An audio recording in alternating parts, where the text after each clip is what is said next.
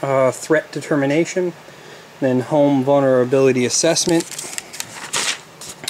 Then you make a floor plan and a list highest vulnerability to the least. Then address each one in order and include your family. So let's get into this, alright? First thing, you should actually draw a floor plan of your house for each floor. I think it's a very important thing, just so you yourself can get an aerial view of your home when you're planning out what to do in an event that your house is basically being assaulted. Now, it seems like a far-fetched idea, but in a point in time where power is gone and there's no real understanding of when it will come back on, and especially in an event where it's in a situation where it's an act of war or martial law is set up, how people are going to react. So we have to take an effect of where you live, what kind of home you have. You have to think of all these type of things that are individualistic to you. We all live in different types of environments. We all live in different types of homes. Some of us are in apartments. Some of us are in condos. Some of us are in multi-dwelling units, which are, big building units. Some of us are living in our own homes. Some of us are living in city areas, and some of us are living in suburban and some rural. So each one of these poses different situations to prepare for when it comes to defending or defense. There's so many scenarios based on each one of those individualistic scenarios that I'm showing you or telling you. So you've got to determine that based on your individual needs. But I'm going to kind of show you how I assessed my situation and the steps to go about it, and I'll try to cover all of those bases as best I can in these two videos. First, you have to determine the type of threats that you have in the areas that you're in. That's the first thing you have to determine. Your basic threats will be in a situation when you lose power and there's chaos. Katrina is one example. Since there's no power, there'll most likely be no way of you being able to contact people for help. There'll most likely be the opportunists and career criminals that will come out. And most of them will probably just be looking for opportunities to steal from stores and, steal TVs. You saw that happen in Katrina. You also can look up what happened in 1977 with the New York City blackout. And there were so many crimes committed during the 1977 blackout that they had to process the criminals in Yankee Stadium. So that gives you an example of chaos, especially in city environments, what you'd be expecting. Then there's just, as time goes by, like those first 2 weeks will probably be mostly career criminals and a few of those desperate people that realize, wow, I don't have anything, I gotta take what I need. And once the criminals realize that they can't eat the TVs and iPods that they stole, and they're going to get hungry and they're going to need food, and they're going to need the basic provisions that we all need. And in cities, that's going to be few and far between. Once you get into the 3rd and 4th weeks, there'll be no water left. Everything will be stripped clean. And that's when people in suburbia have to watch out as well, because that's when these people start mass exiting these cities. So anybody who's right close to a city, like here in New Jersey, you have Weehawken and Hoboken. All those people are going to be leaving in droves, and a lot of that criminal element will be banding together in gangs for strength, and they'll be going like locusts, going to each resource and moving along until those resources are depleted and move on to the next. That there's a book, it's not the best well-written book, it's in fact very poorly written, but the scenario is pretty feasible and there's a lot of information in it, and it's called Patriots. You can buy it on Amazon. It's relatively cheap, but I would highly recommend picking that book up to get a feel of different scenarios.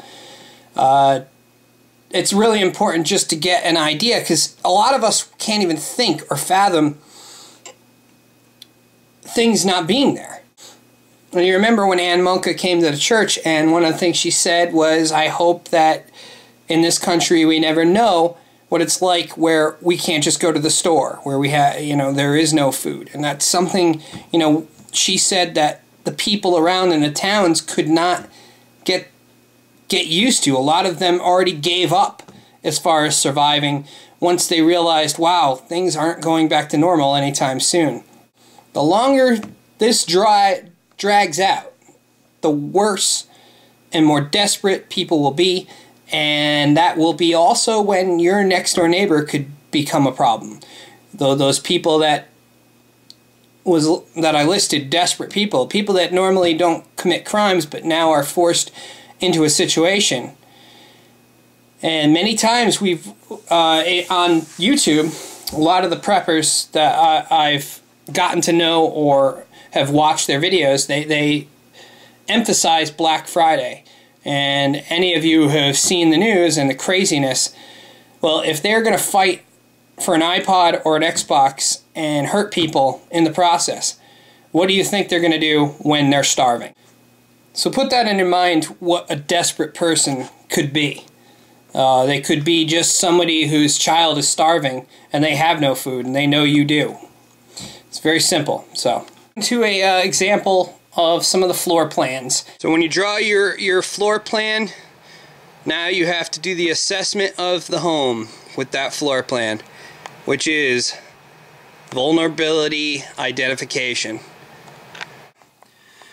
Now, for those of you who live in condominiums, or you live in an apartment complex, and there is a common crawl space above your apartment.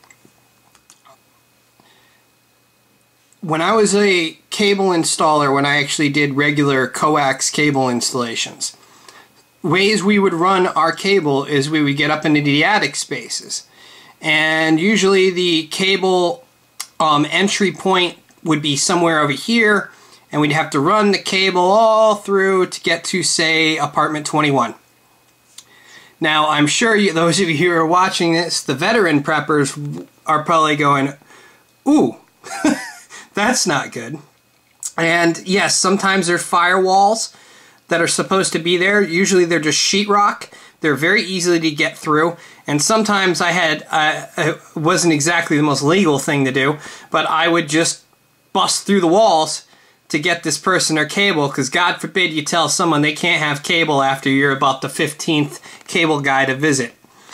But that's something to keep in mind, my friends. You're looking at somebody, let's say in apartment 3, he doesn't have any prepping stuff, and he knows you do.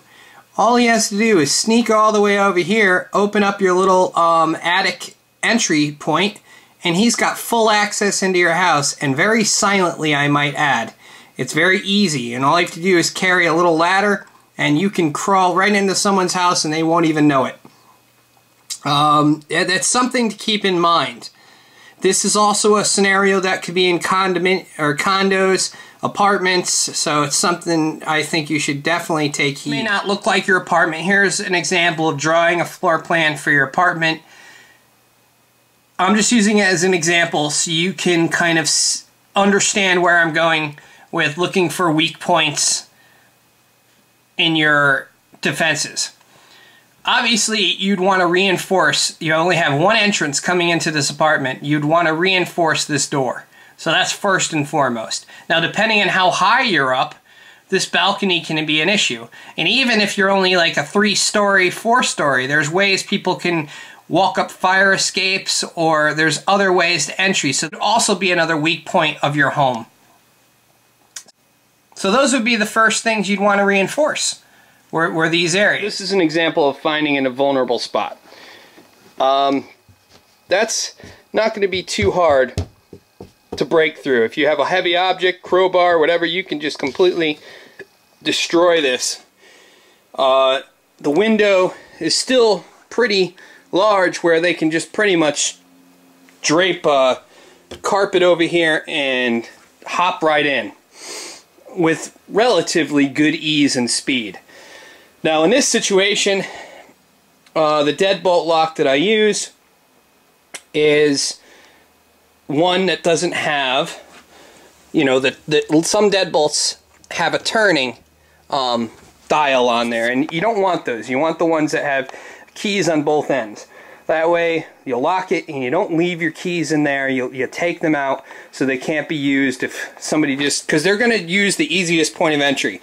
So most of the time they're going to just smash this window here and go right over and check and see if they can unlock it from that end. Okay, I included the website for Armor Concepts. It's called Door Jam Armor. And this is something that you can use. It's a little pricey, but I've actually seen someone else who has it on their house, and they've done a couple of tests on it, and they even include a video of a news broadcast. And what this does is reinforce all of the existing weak points on your door. This goes obviously onto your doorknobs. This goes onto your door jamb, and they have one that goes onto the door itself and on the hinges. And it literally is so strong that you'll break through the middle of the door before you actually break the whole door down or it comes off. So now, if you live in an apartment or you don't own a home, that's a problem. And what I would tell people in apartments and condos, make sure you have tools that you can install it yourself if you're handy. If you're not, then I don't know what to tell you. If you are handy and you know how to kind of install things yourself. Now, if we were in a raw situation, I don't think you'd be worried about your landlord being angry at you for installing this. So, if I was renting and I was in an apartment, renting an apartment or a condo or whatever, I would buy this and have it in the closet ready to rock in case things get really bad. So, that's just some ideas to throw out there. And once again, the link will be down below in the comment box.